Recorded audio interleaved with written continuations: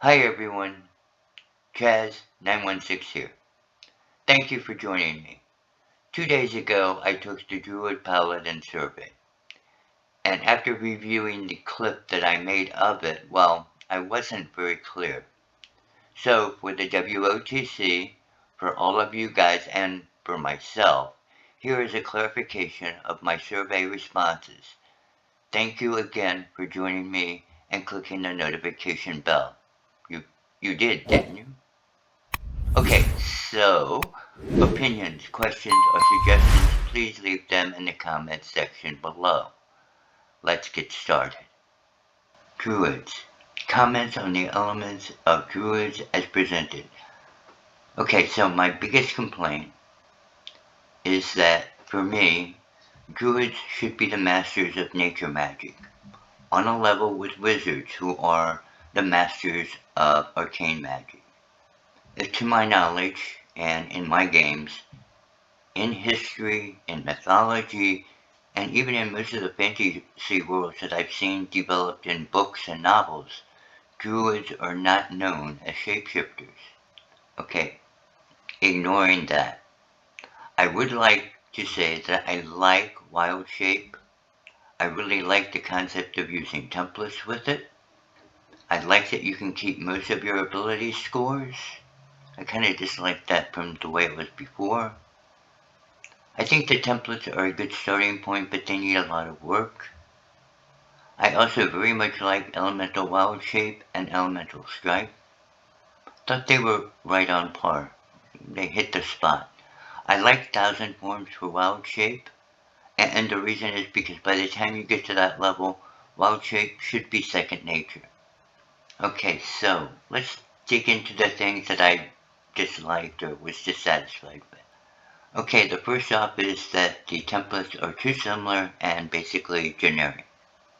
Also, the templates lack animal features. There's no armored skin, no immunities, no tail whip, no breath weapons, none of the animal features that are really interesting. Also, the templates list all three damage types, which is basically too generic. Most animals don't do all three damage types. Now that might be good for one template for animals, but not for all of them.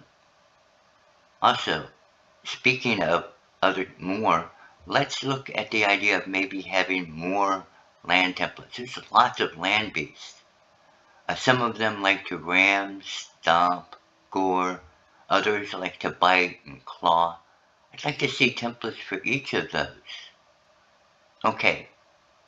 In essence, what I want to see is templates that better emulate the different beasts, as well as giving us options for the features that we need to bring them to life. Okay? Bestial Strike and Unarmed Combat. Okay? Again, Bestial Strike is listing all three damages. That just doesn't work for all animals. Doesn't work. Unarmed Combat, same issue. You've got three different options, but animals don't always have all three options. Maybe have a template with those, but again, we want templates that don't have them, that feel more like the animals. Okay, finally, I'm not in favor of spellcasting. Just logically, it doesn't work for me. Even if you assume that the components melt into the form, the person can't hold them, they can't manipulate them. That doesn't work. Speech, if there's a somatic, it's not going to work for me. And with the hands, hand gestures, also doesn't work for me. A lot of animals don't even have thumbs. How could you move your thumb? Okay, it just doesn't work for me. So for wild shape, no. Okay, moving on. Paladins. Comments on the elements of a paladin as presented.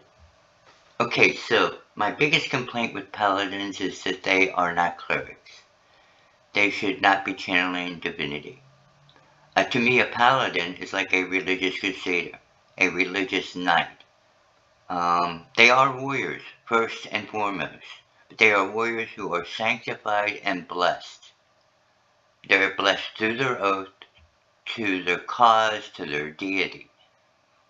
As a result of that sanctification status, I think that the divine smite works. I think that things like Fine Steed work, special auras, fighting styles, laying on the hands, all of the features work, except spellcasting and channel divinity.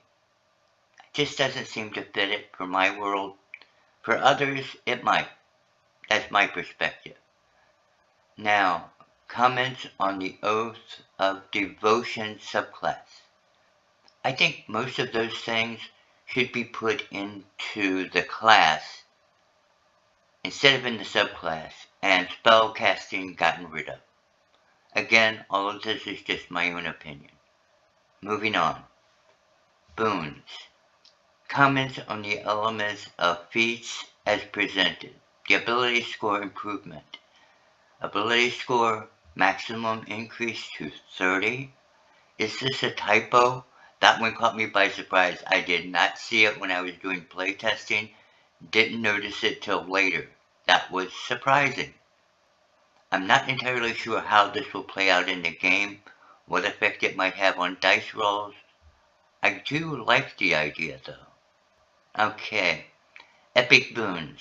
There's two here that I'm not really satisfied with, and that is spell recall and true sight. They seem a little bit weak for epic boons. So I'm not sure how to fix it, but please make them more epic. Moving on. Spells. Comments on the elements of the following spells, as presented. Let's start with my list of satisfieds and very satisfieds. Find Familiar, very satisfied. Shearing Smite, satisfied. Staggering Smite, satisfied. Thunderous Smite, very satisfied. Okay, now my dissatisfieds. Banishing Smite. Overall, I'm satisfied with it, but I'm not really liking that charisma saving throw. I think there has to be an ability score other than that one that would be more appropriate. Fine Steed. I'm dissatisfied with this one because it shouldn't be a divine spell. I think it should be a feature of paladins. Glimmering Smite. This is a lot of effects for a second level spell. It does damage, negates invisibility, and it lights the target up. Not sure about the balance on that one. Spare the Dying. This one I just don't like. It's a 0 level spell that ends the dying condition. This kind of makes a lot of things in the game less useful. Potions, kits, laying on of the hand, healing. And it's a 0 level spell. It can be done a lot. I think that's unbalancing. I just don't like it. Wrathful Smite. Okay, the problem I had with this one and with a few others is the use of psychic damage. Now I can kind of see that it might affect the person's psyche, and I kind of understand, but I'd really like to see this put into a reserve for psychic creatures and classes and things like that. Still waiting on one, by the way. Okay, so my overall comment for spells, or my overall dissatisfied, is that, well, we might be getting too many smites. There's a lot of them listed here. Do we need them all? Should we pare them down? Just throwing it out there. Okay, so moving on. Rules. Comments on the rules glossary rules as presented. Okay, I am satisfied with the D20. Actually, very satisfied. It simplifies things, less vocabulary, all the way around it works. The help action, satisfied. Grapple condition, satisfied. Interrupted short rest, very satisfied, works. Okay, things I was dissatisfied with. The dying condition. Now, under the dying condition, you have the unconscious condition. But in real life, it doesn't actually work that way. You can be very close to death and still be conscious. I really think that maybe incapacitated would be better. Okay, telepathy. This is defined as a magical effect. No, sorry, not magic. Doesn't work in my world. Doesn't work for me. Unconscious condition. Any hits are crits. Okay, this concept is overkill as far as I'm concerned. Number one, you've got a guy who's lying there. He can't fight back anyway. Why crit? Any damage done is damage done. I just think that this is just pointless. Unarmed strike. Shove and grapple people so you can hit them without a saving throw. But you can shove or grapple them and get a saving. Okay, this is all kind of confusing.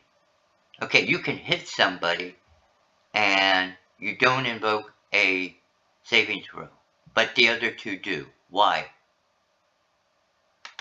Okay, heroic advantage.